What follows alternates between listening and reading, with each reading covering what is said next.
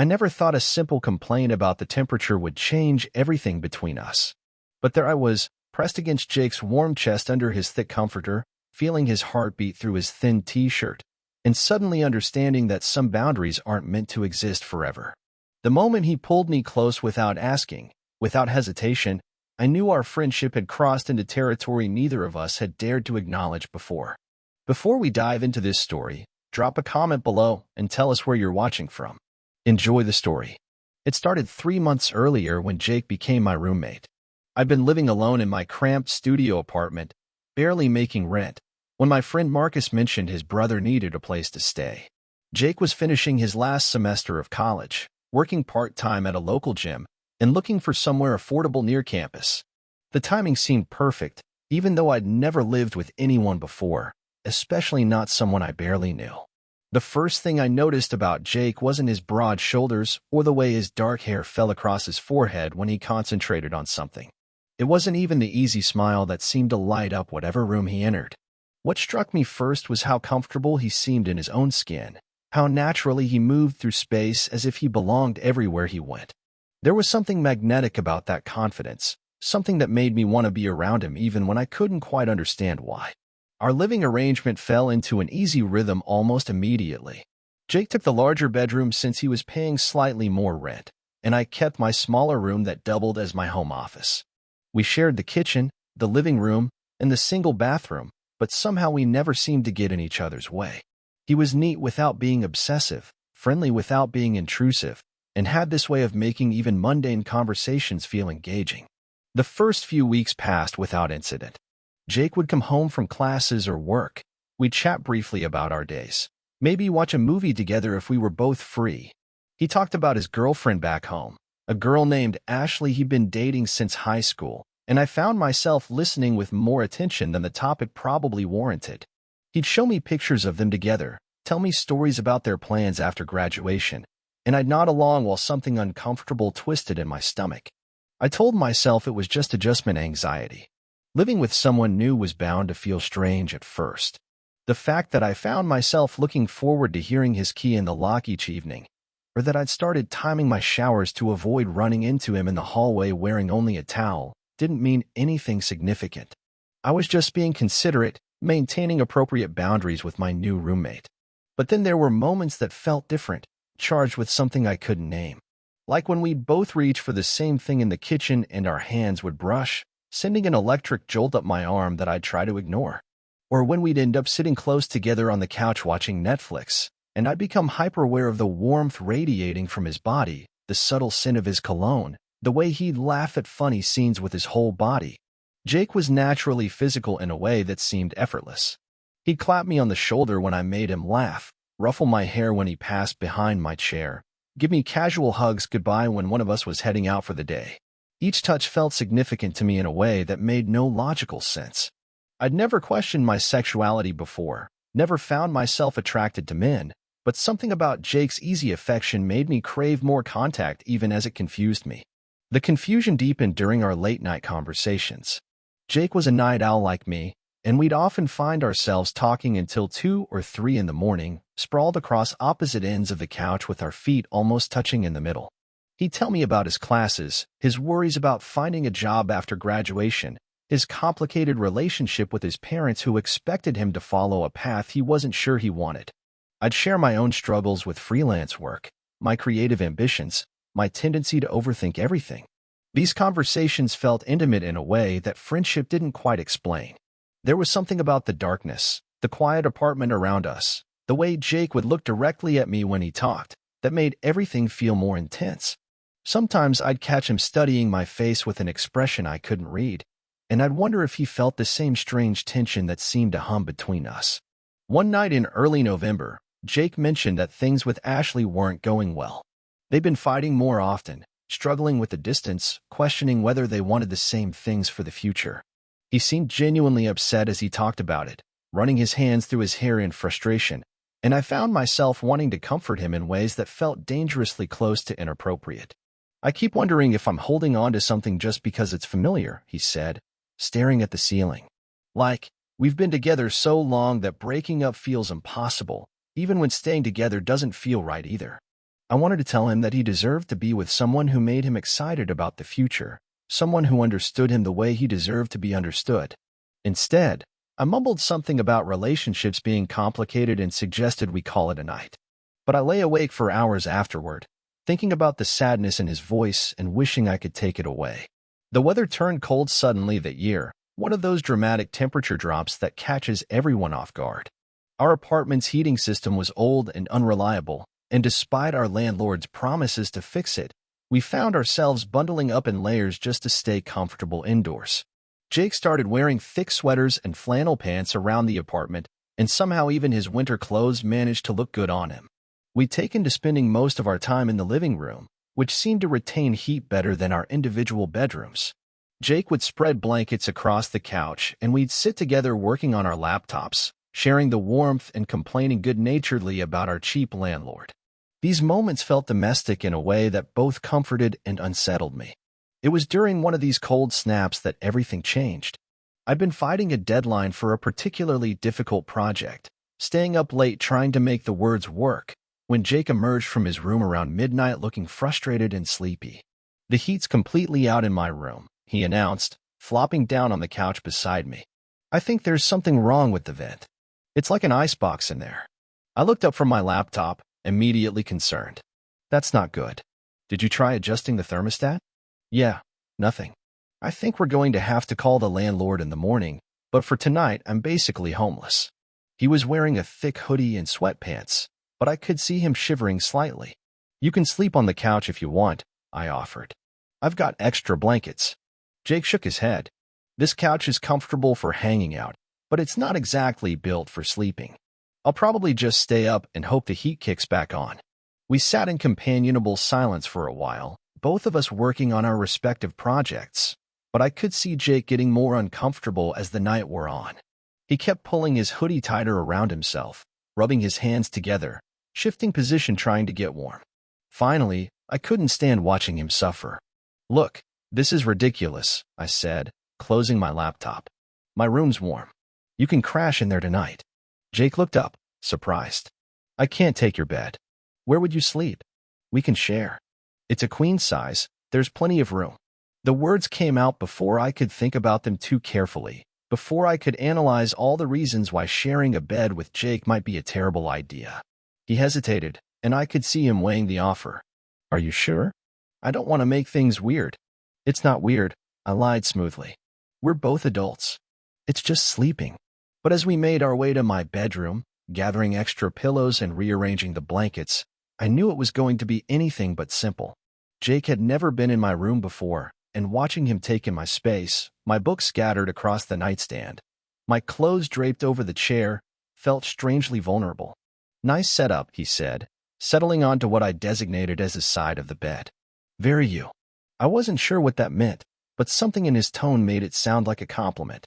We arranged ourselves carefully, maintaining what felt like appropriate distance, both of us lying on our backs staring at the ceiling.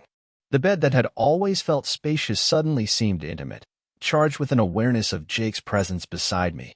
"Thanks for this," Jake said quietly. "I owe you one." "Don't worry about it," I replied, trying to keep my voice casual despite the way my heart was racing. "That's what roommates are for." We lay there in silence for a while, and I thought maybe we'd both fall asleep without incident. But then Jake started shivering again, the kind of deep, uncontrollable shaking that comes from being truly cold. Even under the covers, even wearing his warm clothes, he couldn't seem to get comfortable. "God, I'm sorry," he whispered. "I can't stop shaking. I think I'm colder than I realized." Without really thinking about it, I turned onto my side facing him. "Come here," I said softly. Jake turned to look at me, and even in the darkness I could see the question in his eyes. "What?"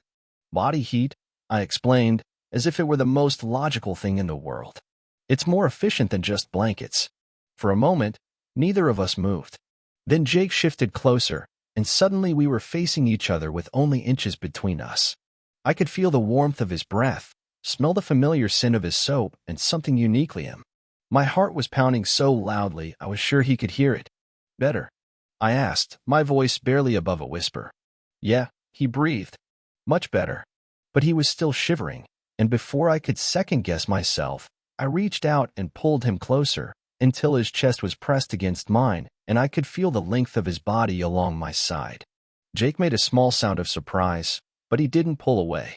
Instead, he seemed to melt into the contact, his shivering gradually subsiding as our combined body heat warmed the space between us. "Is this okay?" I asked, suddenly aware of how intimate our position had become. Jake was quiet for so long I thought maybe he'd fallen asleep. Then he said, very softly, "Yeah, this is okay." I lay there holding him, feeling the steady rhythm of his breathing, the gradual relaxation of his muscles as he warmed up. This was definitely not just roommate behavior, but I couldn't bring myself to care. Jake felt perfect in my arms, like he belonged there. And for the first time in months, the confusion I'd been feeling started to make sense. I was attracted to Jake. Not just as a friend, not just as someone I enjoyed spending time with, but genuinely, physically attracted to him in a way that changed everything I thought I knew about myself. The realization should have been terrifying, but instead it felt like relief, like finally understanding something that had been puzzling me for months. Jake's breathing had evened out, and I thought he might be asleep when he spoke again. "Can I ask you something?" "Sure," I whispered back. "Have you ever felt like you were pretending to be someone you're not? Like, going through the motions of a life that doesn't quite fit?" The question caught me off guard with its intensity. "What do you mean?" Jake was quiet for a moment, and I could feel the tension in his body as he chose his words carefully. "I don't know. Lately I feel like I'm playing a role that someone else wrote for me. The dutiful son, the loyal boyfriend, the guy who has his life figured out. But none of it feels real anymore." I understood exactly what he meant, probably better than he realized. "I think everyone feels that way sometimes," I said carefully. "Like they're living up to other people's expectations instead of figuring out what they actually want." "Yeah, but what if what you actually want is something you never thought was possible? Something that would change everything?" My heart was racing again, but I tried to keep my voice steady. "Then maybe it's worth exploring, even if it's scary." Jake shifted slightly, and suddenly his face was even closer to mine. I could see his eyes in the dim light filtering through the curtains, could see the uncertainty and something else, something that looked like longing. "I've been thinking about things differently lately," he said quietly. "About myself, about what I want. About you." The last two words hung in the air between us, loaded with meaning that neither of us was quite ready to acknowledge fully. I felt like I was standing at the edge of a cliff, knowing that whatever I said next would determine whether I stepped back to safety or jumped into the unknown. "What about me?" I asked, my voice barely audible. Jake's hand found mine under the blankets, his fingers intertwining with mine in a gesture that felt both tentative and deliberate. "I think you know," he whispered. I didn't know, or at least I hoped I did. But hearing him acknowledge it, feeling his hand in mine, made everything feel suddenly real in a way that was both exhilarating and terrifying. We lay there in the darkness, holding hands, breathing each other's air, balanced on the precipice of something that would change our friendship forever. "Jake," I started, but he shook his head slightly. "We don't have to talk about it right now," he said. "Can we just stay like this for tonight?" I nodded, even though he probably couldn't see me clearly. "Yeah, we can stay like this." But sleep was impossible.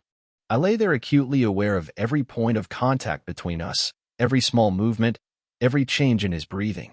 Jake seemed equally restless, and I could feel the tension in his body despite his apparent exhaustion. We were both pretending to sleep while actually hyper-aware of each other's presence. Around 3 in the morning, Jake's breathing finally deepened and evened out, and I knew he'd actually fallen asleep. But his hand was still holding mine, and his body was still pressed close against me, and I spent the remaining hours until dawn just listening to him breathe and trying to process what had happened between us. When morning came, I woke up alone. Jake's side of the bed was empty, the covers pulled back, and I could hear him moving around in the kitchen. For a moment, I wondered if I'd dreamed the whole thing, if the intimacy and the whispered conversation had been products of my own wishful thinking. But the lingering warmth on his side of the bed and the way my heart was racing told me it had been real. I found Jake in the kitchen making coffee, already dressed for his morning classes. He looked up when I appeared, and there was something different in his expression, a new awareness that hadn't been there before. "Morning," he said, his voice carefully casual. "Coffee's almost ready." "Thanks," I replied, trying to match his tone. "How did you sleep?" "Better than I have in weeks, actually."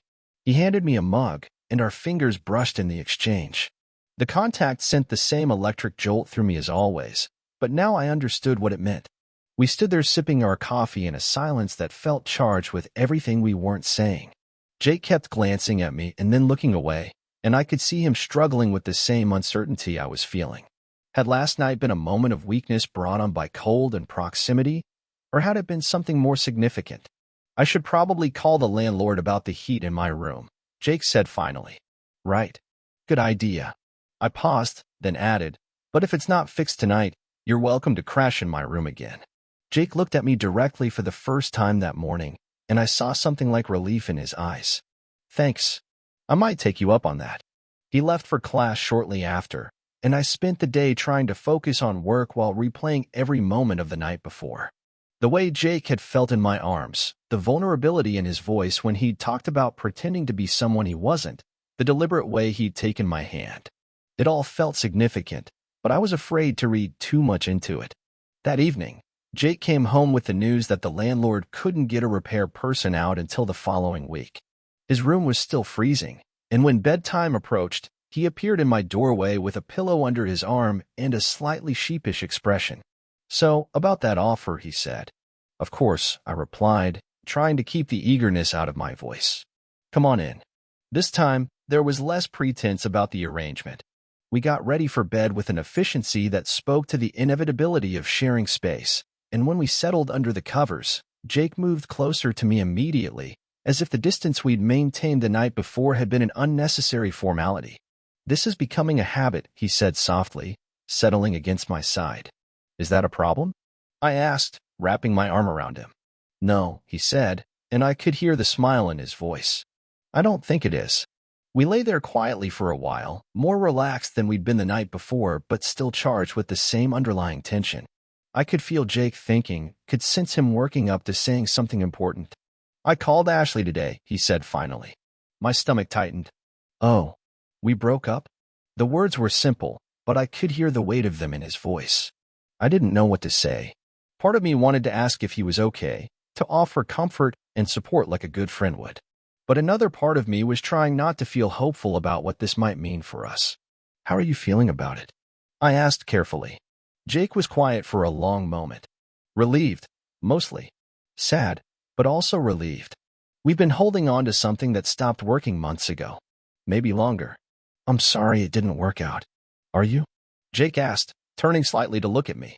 The question caught me off guard with its directness. I'm sorry you're hurting, I said honestly.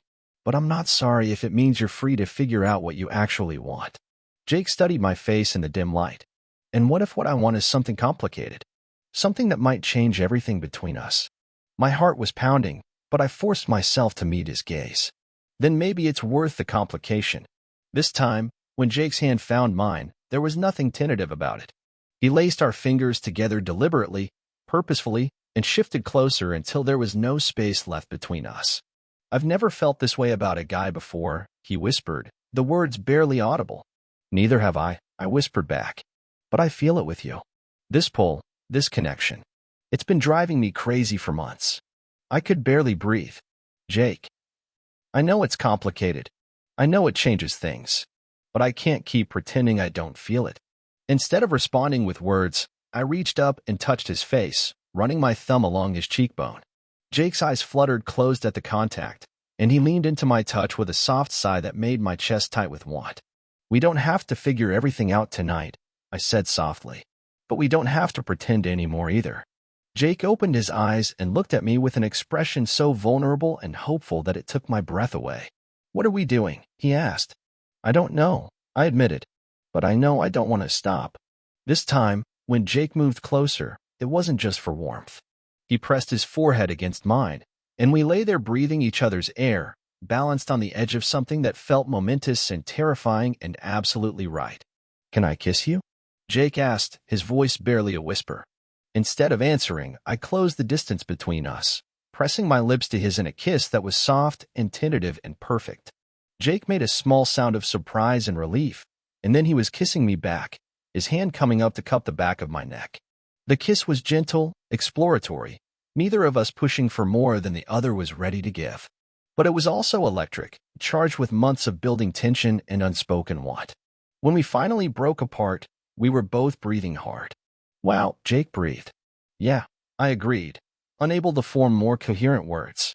We kissed again, longer this time, with more confidence. Jake's lips were soft and warm, and he tasted like toothpaste and something uniquely him. I could feel him smiling against my mouth, could sense his relief and happiness in the way he held me closer. When we finally settled back into the pillows, Jake curled against my side with his head on my chest, and I ran my fingers through his hair. Everything felt different now, charged with new possibility and understanding. I should probably mention, Jake said quietly, that I have no idea what I'm doing. I laughed softly. That makes two of us. But I want to figure it out. With you. Yeah, I said, pressing a kiss to the top of his head. Me too. We talked quietly for another hour, sharing fears and hopes and tentative plans. Jake told me about the moment he'd first realized he was attracted to me, during one of our late-night conversations when I'd been passionate about some project I was working on. I told him about the confusion I'd felt for months, the way his casual touches had affected me, the jealousy I'd tried to ignore when he talked about Ashley. I kept telling myself it was just friendship, Jake said, that I was just comfortable with you in a way I'd never been with anyone else. But friends don't usually think about kissing each other. How long have you been thinking about kissing me? I asked, genuinely curious. Jake was quiet for a moment, and I could feel him blushing even in the darkness. Longer than I want to admit. Definitely since that night we fell asleep watching movies and I woke up with your head on my shoulder. You looked so peaceful, and I just wanted to stay like that forever. I remembered that night. I'd been embarrassed when I woke up, had quickly moved back to my side of the couch and made some joke about falling asleep. But Jake had seemed different afterward, more aware of me in a way that had made me hyper-conscious of every interaction. I thought I was imagining things, I said. The way you'd look at me sometimes, or how you'd find excuses to touch me.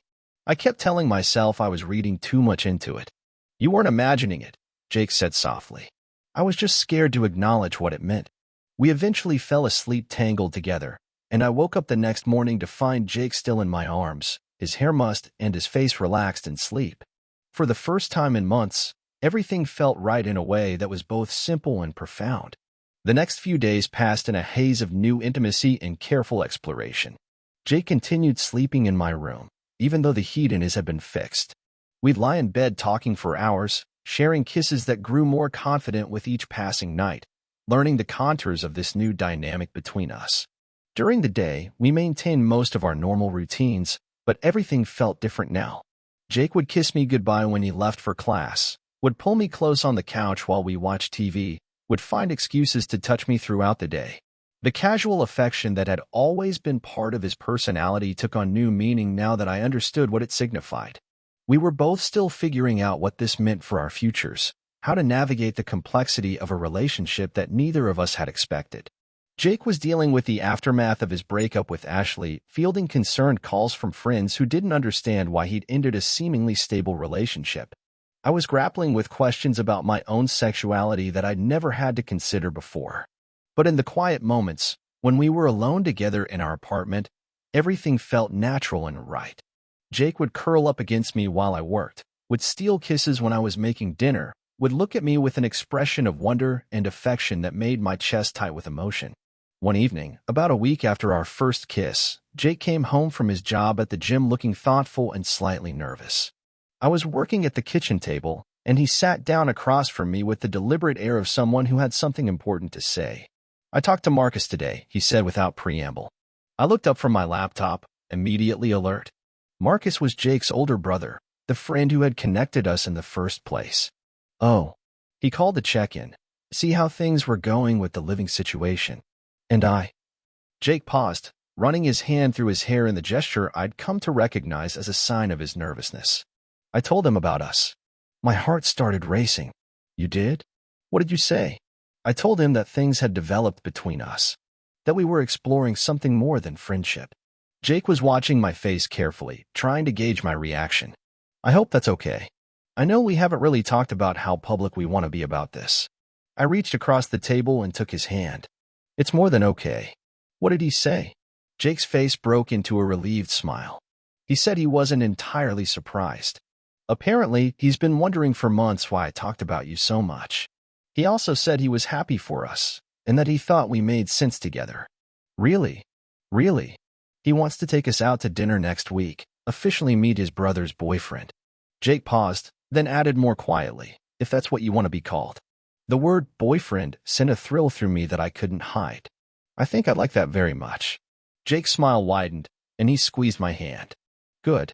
Because I've been wanting to call you that for days, but I wasn't sure if it was too soon. We spent that evening talking about the future in more concrete terms than we had before. Jake would be graduating in a few months, and we discussed the possibility of him staying in the city, maybe finding a job here so we could continue living together. I talked about my own career goals, how having Jake's support and encouragement had made me more ambitious about pursuing the projects I was passionate about. I keep thinking about how different everything feels now, Jake said as we got ready for bed. Like, I spent so many years trying to fit into this idea of who I was supposed to be, and now I feel like I'm finally becoming who I actually am. I understood exactly what he meant. Being with Jake had forced me to confront assumptions about myself that I'd never questioned, but instead of feeling lost or confused, I felt more authentic than I had in years. Do you ever worry about what people will think? I asked as we settled into bed together. Jake considered the question seriously. Sometimes. But then I think about how happy I am with you, and it seems stupid to give that up just because some people might not understand it. He was right, of course. What we had together was too good, too real, to sacrifice for the comfort of other people's expectations. But I appreciated that he acknowledged the complexity of the situation, the challenges we might face as we figured out how to be together in the world. That night, as Jake curled against me in the darkness, I felt a sense of peace and rightness that I'd never experienced before. The confusion and uncertainty of the past few months had crystallized into something clear and precious. I was falling in love with my roommate, and miraculously, he was falling in love with me too. The next few weeks brought a series of small revelations and adjustments as we settled into our new dynamic. Jake introduced me to some of his friends as his boyfriend, and while there were a few awkward moments and surprised reactions, most people were supportive and accepting. I found myself more comfortable with the label than I'd expected, proud to be associated with Jake in this new way. We also had to navigate the physical aspects of our relationship, which was new territory for both of us. Jake had only been with women before, and while I'd had a few relationships, none of them had felt as intense or significant as what I was experiencing with him. We took things slowly, letting our comfort level guide us, and discovered that the emotional connection we'd built made everything else feel natural and right. One Saturday morning, I woke up to find Jake already awake beside me, propped up on his elbow and watching me with a soft expression. "Good morning," I said, my voice still rough with sleep. "Good morning," he replied, leaning down to kiss me gently. "I was just thinking." "About what?" Jake was quiet for a moment, and I could see him choosing his words carefully. "About how much my life has changed in the past few months. How much better everything is now." I reached up and touched his face, running my thumb along his jawline. "Better how?" "I feel like myself for the first time in years. Like I'm not pretending or performing or trying to be someone I'm not. When I'm with you, everything just feels right." The sincerity in his voice made my chest tight with emotion. "I know what you mean. I never understood what people meant when they talked about finding someone who made them feel complete, but now I think I'm starting to get it." Jake's eyes softened, and he leaned down to rest his forehead against mine. "I love you," he said quietly. "I know it's soon, and I know everything about this is complicated, but I love you." The words hit me like a physical force, overwhelming and perfect, and exactly what I'd been hoping to hear. "I love you too," I replied, my voice barely above a whisper. "So much it scares me sometimes." Jake kissed me then, deep and passionate and full of promise. When we broke apart, we were both breathing hard and smiling. "So what happens now?" Jake asked. "Now we figure it out as we go," I said. "Together." The rest of that day was spent in a haze of happiness and new intimacy. We made breakfast together, took a long walk through the city, spent the afternoon in bed talking and kissing and planning for a future that suddenly seemed full of possibility. Everything felt different now that we'd said the words out loud, more solid and real and permanent. That evening, as we were making dinner together, Jake brought up something that had been on my mind as well. "I've been thinking about what happens after graduation," he said, stirring pasta while I worked on the sauce. about whether I want to move back home or stay here. And what are you thinking? I asked, trying to keep my voice neutral despite how much his answer mattered to me. I want to stay. I want to build a life here, with you. If that's something you want too. I set down my spoon and turned to face him fully. Of course that's what I want. I can't imagine my life without you in it now. Jake's face lit up with relief and joy. Really? Because I was worried that maybe you'd think it was too fast, or that I was making assumptions about where this was going. Jake, I said, stepping closer to him, I've never been more sure of anything in my life. I want to build a life with you too. He kissed me then, right there in the kitchen with the pasta boiling over and the sauce starting to burn, and neither of us cared about anything except the promise we were making to each other. The next few months passed quickly, filled with the ordinary magic of building a relationship and planning for the future. Jake found a job at a local fitness center that he was excited about, and I landed a freelance contract that would provide steady income for the foreseeable future. We started talking about getting a bigger apartment together, maybe in a different neighborhood, somewhere that would feel like ours rather than just the place we'd ended up. Jake's graduation was a milestone for both of us, a celebration of his achievement, and the beginning of our life together as adults with careers and shared goals. His parents came to town for the ceremony, and while Jake had been nervous about introducing me as his boyfriend, they were warm and welcoming in a way that made me understand where Jake got his natural kindness. We're so happy that Jake found someone who makes him smile the way you do, his mother told me at the graduation dinner. We haven't seen him this happy in years. After his parents left, Jake and I spent a quiet evening on the couch, reflecting on how much had changed since that cold night when he'd first climbed into my bed seeking warmth. Do you ever think about what would have happened if the heat in my room hadn't broken? Jake asked, his head resting on my shoulder. Sometimes, I admitted, but I think we would have found our way to each other eventually. This feels too right to have been just coincidence. Jake lifted his head to look at me. You really think so? I do. I think we were always heading toward this, even when we didn't know it. The broken heater just gave us an excuse to stop pretending we didn't want to be close to each other. Jake smiled and settled back against me. I'm glad it broke then. Best malfunction ever. We started apartment hunting the following week, spending our weekends touring places and imagining how we'd arrange our furniture, where we'd put our books, how we'd make each space feel like home. It was domestic and ordinary and absolutely perfect, the kind of future planning that felt both exciting and comfortable. We found a place we loved in a neighborhood we'd never considered before, a one-bedroom apartment with high ceilings and good light and enough space for both of us to work comfortably. The bedroom was smaller than what we were used to, but we'd been sharing a bed for months anyway, and the idea of officially having just one bed felt like another step forward in our relationship. Moving day was chaotic and exhausting, but also celebratory. Marcus came to help, along with a few of Jake's friends from school and my friend Sarah from work. Watching our belongings get mixed together, seeing Jake's gym equipment next to my bookshelves, felt symbolic of how thoroughly our lives had become intertwined. That first night in our new apartment, we ordered pizza and sat on the floor of our empty living room, surrounded by boxes and planning how we wanted to arrange everything.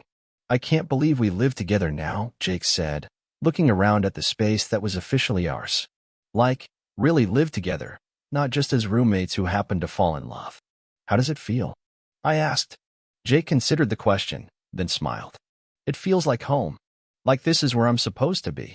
I knew exactly what he meant. The apartment was just empty rooms and unfamiliar walls, but having Jake there with me made it feel like the most important place in the world. We spent the next few weeks settling in, establishing new routines and rhythms that fit our shared space. Jake would get up early for work while I stayed in bed a little longer, and I'd have coffee ready for him when he got home in the evenings. We'd cook dinner together most nights, then curl up on the couch to watch TV or read, Jake's head in my lap or my arm around his shoulders. The physical intimacy between us had continued to deepen and evolve, and I was constantly amazed by how natural everything felt with him. Jake was an enthusiastic and generous partner, eager to learn and explore, and the trust between us made even the most vulnerable moments feel safe and right. One evening, about a month after we'd moved in together, Jake came home from work with an expression I couldn't quite read. He seemed excited but also nervous, like he had something important to tell me but wasn't sure how to bring it up. Good day, I asked as he kicked off his shoes and joined me on the couch. Yeah, actually. Really good. Jake settled against my side, then turned to look at me directly. I got some news today that I wanted to share with you. Good news or bad news? Good news. Great news, actually. Jake's face broke into a grin. The gym is opening a second location across town, and they offered me the assistant manager position. It's a big promotion, more responsibility, better pay. I felt a surge of pride and excitement for him. Jake, that's amazing. Congratulations. Thanks. I'm really excited about it. But there's something else. Jake's expression grew more serious. The new location won't open for another 6 months, so I'd have plenty of time to prepare. And the pay increase would be significant enough that we could afford a bigger place if we wanted. Maybe even start thinking about buying something instead of renting. The implication of what he was saying hit me immediately. He wasn't just talking about a job promotion. He was talking about building a long-term future together, making the kind of financial and practical decisions that couples made when they were serious about their relationship. Are you saying what I think you're saying? I asked. Jake took my hands in his expression earnest and hopeful. I'm saying that I want to build a real life with you. Not just for now, not just until something better comes along, but for the long term. I want us to be a team, to make decisions together, to plan for a future that includes both of us. My heart was racing with excitement and love and a deep sense of rightness. I want that too. More than anything. Jake's face lit up with relief and joy. Really? Because I know it's a big step, and I don't want to pressure you into anything you're not ready for. Jake, I said, cupping his face in my hands, I've been ready for this since that first night you climbed into my bed. I just didn't know how to say it. He kissed me then, passionate and grateful and full of promise. When we broke apart, we were both grinning like idiots. So we're really doing this? Jake asked. Building a life together? We're really doing this, I confirmed. That night, we stayed up late talking about our dreams and plans, imagining the kind of life we wanted to create together. Jake talked about his goals for his career, his desire to eventually open his own gym. I shared my ambitions for my writing, my hope of eventually publishing a novel. We talked about travel we wanted to do, places we wanted to live, the possibility of getting married someday when it felt right. I keep thinking about how different my life is now compared to a year ago, Jake said as we finally settled into bed. A year ago, I was with Ashley, planning a future that never felt quite right, trying to be the person I thought I was supposed to be. And now I'm here with you, and everything feels possible. Do you ever miss it? I asked. The simplicity of that life, the way it fit into what everyone expected? Jake was quiet for a moment, considering the question seriously. Sometimes I miss how easy it was to explain to people, but I don't miss feeling like I was pretending to be someone else. I don't miss the constant sense that something was missing. I understood what he meant. Our relationship required more explanation, more courage, more willingness to go against conventional expectations. But the authenticity of what we had together made all of that worth it. I love you, I said, pulling him closer to me. I love you too, he replied, settling against my chest with a contented sigh. As I lay there listening to Jake's breathing even out as he fell asleep, I reflected on the journey that had brought us to this point.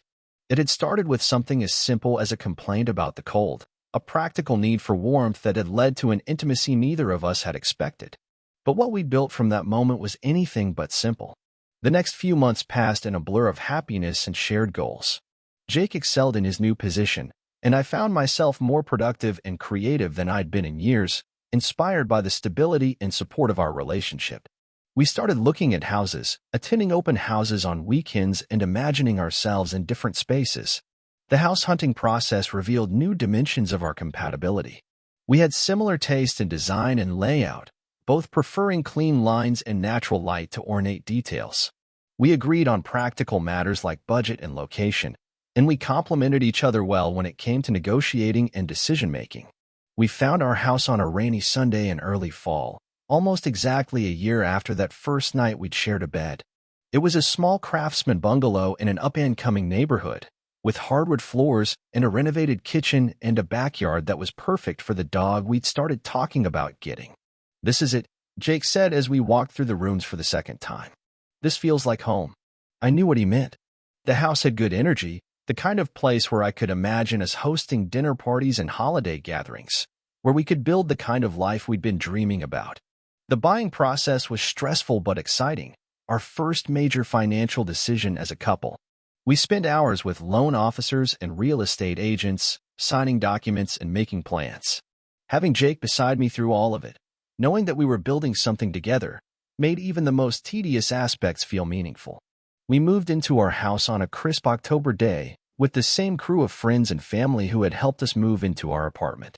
But this felt different, more permanent, and significant. We were homeowners now, with a mortgage and property taxes and a lawn to maintain. We were adults building a life together in the most concrete way possible. That first night in our house, we sat on the floor of our empty living room eating takeout Chinese food and marveling at the fact that we owned the space around us. "I keep wanting to pinch myself," Jake said, looking around at the rooms that were officially ours. "A year ago, I never could have imagined this. I didn't even know I wanted this." "What changed?" I asked, though I thought I knew the answer. "You changed everything," Jake said simply. "Meeting you, falling in love with you, it made me realize that I'd been settling for a life that was fine instead of fighting for a life that was extraordinary." I reached over and took his hand, lacing our fingers together in the gesture that had become second nature to us. "You changed everything for me too. I didn't know I was capable of feeling this way about someone." Jake squeezed my hand and smiled. "So what do we do now? Now that we have our house and our careers and our life together?" "Now we live it," I said. "We make it beautiful and meaningful and full of love." We spent the next few months turning our house into a home, painting walls and arranging furniture, and hosting our first dinner party for Jake's coworkers. We adopted a rescue dog, a golden retriever mix named Charlie, who immediately claimed the sunny spot by the kitchen window as his own. We established new routines and traditions: Sunday morning pancakes and evening walks around the neighborhood and lazy Saturday afternoons working in the garden. The physical relationship between us continued to deepen and evolve, and I was constantly amazed by the level of intimacy and trust we'd built together. Jake was an attentive and generous lover, always focused on my pleasure and comfort, and the emotional connection we shared made every physical encounter feel meaningful and profound. One evening in late November, as we were cleaning up after dinner, Jake brought up something that had been on both of our minds lately. "I've been thinking about the holidays," he said, loading dishes into the dishwasher. "About what we want to do, where we want to spend them. This would be our first holiday season as an established couple, and we've been getting invitations from both of our families to join their celebrations." The logistics were complicated, but more than that, I could sense that Jake was thinking about the symbolic significance of how we chose to spend this time. "What are you thinking?" I asked. Jake finished with the dishes and turned to face me. "I'm thinking that I want to start our own traditions. I love our families, and I want to spend time with them, but I also want to have something that's just ours." I understood what he meant. The holidays would be another opportunity to define ourselves as a couple, to establish the kind of life we wanted to build together. "What did you have in mind?" I asked. "Maybe we could host Thanksgiving here? Invite both of our families, show off our house, cook together?"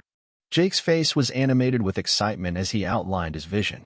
"And then for Christmas, we could split time between families, but also have our own quiet celebration here."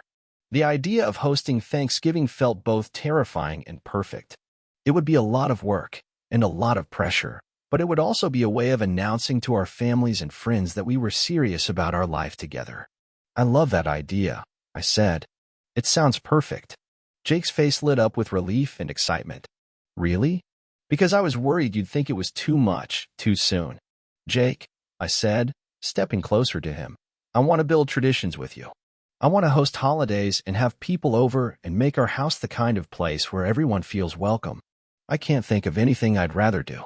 He kissed me then, right there in our kitchen with the smell of dinner still lingering in the air and Charlie sprawled across the floor at our feet. It was a kiss full of gratitude and love and shared dreams, and it tasted like the future we were building together. Planning Thanksgiving became a project that consumed us for weeks. We researched recipes and made shopping lists and argued good-naturedly about whether to serve traditional stuffing or something more creative. Jake's parents were driving in from out of state, and my mom was flying in from across the country, and we'd invited Marcus and a few close friends to round out the group. The night before Thanksgiving, as we were doing last-minute preparations, I found myself overwhelmed by gratitude for the life we'd built together. A year ago, I'd been living alone in a cramped apartment, spending holidays with friends or family, but always feeling slightly disconnected from the celebrations around me. Now I was in my own house with the man I loved, preparing to host our first major holiday together. "Are you nervous?" Jake asked, noticing my contemplative mood. "A little," I admitted. "But mostly I'm just grateful. For this house, for you, for the life we've created together." Jake set down the pie he'd been working on and came over to wrap his arms around me. "I'm grateful too. For everything, but especially for that night when the heat broke in my room." I laughed, remembering how innocent that moment had seemed at the time. "Best broken heater ever." "Definitely," Jake agreed, kissing the top of my head. "It gave me an excuse to get close to you, and once I did that, I never wanted to let go." Thanksgiving Day was chaotic and wonderful, exactly the kind of celebration we'd envisioned. Our families mingled easily, sharing stories and laughter over the meal we'd spent weeks planning. Jake's parents told embarrassing stories about his childhood. My mom shared photos from my college years, and Marcus gave a toast about how happy he was to see his brother so settled and content. To Jake and his wonderful boyfriend, Marcus said, raising his glass, who have created something beautiful together and been generous enough to share it with all of us. The toast made me emotional in the best way, and I could see that Jake was equally moved by his brother's words. We'd worked so hard to build this life together, and having our family celebrate it with us felt like validation of everything we'd chosen. That night, after everyone had gone home and we'd finished cleaning up, Jake and I collapsed on the couch with glasses of wine and leftover pie. "How do you think it went?" Jake asked, though his satisfied expression suggested he already knew the answer. "I think it was perfect," I said honestly. "Better than perfect. I think we officially know how to host a holiday." Jake grinned and pulled me closer to him. "Good, because I was thinking we should make this an annual tradition.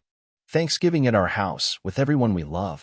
"I like that idea," I said, settling against his side. "I like the idea of having traditions with you." We sat there in comfortable silence for a while, both of us tired but happy, surrounded by the evidence of our successful celebration. The house felt full of love and warmth, exactly the kind of home we dreamed of creating together. "Can I tell you something?" Jake said eventually. "Always," I replied. I never understood what people meant when they talked about finding their person. I thought it was just romantic nonsense, something people said in movies. Jake paused, choosing his words carefully. "But being with you, building this life with you, I finally get it. You're my person, the one I want to share everything with." The words hit me with the force of absolute truth. "You're my person too," I said, my voice thick with emotion. "The one I want to come home to every day, the one I want to build dreams with." Jake turned to look at me directly, his expression serious and full of love. "I want to spend the rest of my life with you. I want to marry you when the time is right. I want us to be official in every way possible." My heart was racing with joy and excitement and a deep sense of rightness. "I want that too, more than anything." "Really?" Jake's face lit up with hope and relief. "Really," I confirmed, cupping his face in my hands. "I want to marry you, Jake. I want to be your husband and have you be mine." He kissed me then, passionate and grateful and full of promise. When we broke apart, we were both grinning and crying a little, overwhelmed by the magnitude of what we were promising each other. "So we're engaged?" Jake asked, laughing a little at the informal nature of our proposal. "I guess we are," I said, feeling giddy with happiness. "We'll have to get rings and plan a wedding and figure out all the details, but yes, we're engaged." Jake pulled me into his arms and spun me around our living room, both of us laughing and crying and completely overwhelmed by joy. When he set me down, we were both breathing hard and grinning like idiots. "I love you so much," Jake said, his voice full of wonder and gratitude. "I love you too," I replied. "Forever and always." That night, we lay in bed talking about our future with a new sense of certainty and commitment. We talked about wedding plans and honeymoon destinations and the kind of marriage we wanted to build together. We talked about growing old together, about the adventures we wanted to have, and the goals we wanted to achieve as a team. "I keep thinking about how this all started," Jake said as we were finally settling down to sleep. "With something as simple as being cold and needing warmth. And now look where we are," I said, pulling him closer to me. "Engaged, in our own house, planning a future together." "It's funny how the best things in life can start with something so ordinary," Jake mused. "A broken heater, a shared bed, a moment of honesty about what we really wanted. I thought about that as Jake's breathing evened out and he fell asleep in my arms. He was right that our love story had begun with something simple and practical, but what we'd built from that moment was anything but ordinary. We'd found something rare and precious and worth fighting for, something that had transformed both of our lives in ways we never could have imagined. The next morning, we woke up engaged and giddy with excitement about our future. We called our families to share the news, and everyone was thrilled and supportive in ways that made us both emotional. Jake's parents immediately started talking about wedding venues, and my mom began planning her outfit for the ceremony. "We should probably actually buy rings at some point," Jake said as we were making breakfast together. "Make this official in the traditional sense." "Good point," I agreed. Though I have to say, I like the way we did it. No pressure, no elaborate proposal, just an honest conversation about what we wanted. Jake smiled and kissed my cheek. That's very us, isn't it? Practical and romantic at the same time. We spent that weekend looking at rings and beginning to make preliminary wedding plans. We both wanted something relatively small and intimate, focused more on the commitment we were making than on the spectacle of the event. We talked about having the ceremony in our backyard, or maybe at the park where we'd taken so many walks with Charlie. As the weeks passed and we began to plan our wedding in earnest, I found myself constantly amazed by how right everything felt. Every decision we made together, every conversation about our future, every moment of planning and dreaming felt natural and exciting. We were building something beautiful together, and the process itself was as meaningful as the destination. The wedding planning brought out the best in both of us. Jake was organized and detail-oriented in ways that complemented my more creative approach to problem-solving. We divided tasks based on our strengths and interests, and we made every decision together, always checking in with each other to make sure we were both happy with the direction things were taking. 6 months later, on a perfect spring day in our backyard, we exchanged vows in front of our families and closest friends. Jake wore a navy suit that brought out his eyes, and I wore gray that complemented his perfectly. We'd written our own vows, and when it came time to speak them, I found myself overwhelmed by the magnitude of what we were promising each other. "A year and a half ago, you climbed into my bed because you were cold," I said, my voice steady despite the emotion threatening to overwhelm me. But what started as a practical solution to a simple problem became the foundation of the most important relationship of my life. "You've taught me what it means to love someone completely, to build a life with someone who makes me want to be the best version of myself. I promise to keep you warm for the rest of our lives in every way that matters." Jake's vows were equally heartfelt, and by the time we kissed as married men, there wasn't a dry eye in the crowd. We celebrated with dinner and dancing and toasts from our families, and as the evening wound down, Jake and I found ourselves alone in our backyard, still in our wedding clothes, marveling at the fact that we were now husbands. "So, how does it feel to be married?" Jake asked, pulling me close for a slow dance to the music drifting from inside. "It feels perfect," I said honestly. "Like the most natural thing in the world." Jake smiled and spun me around our backyard, past the flower beds we'd planted together and the spot where Charlie was napping in the evening sun.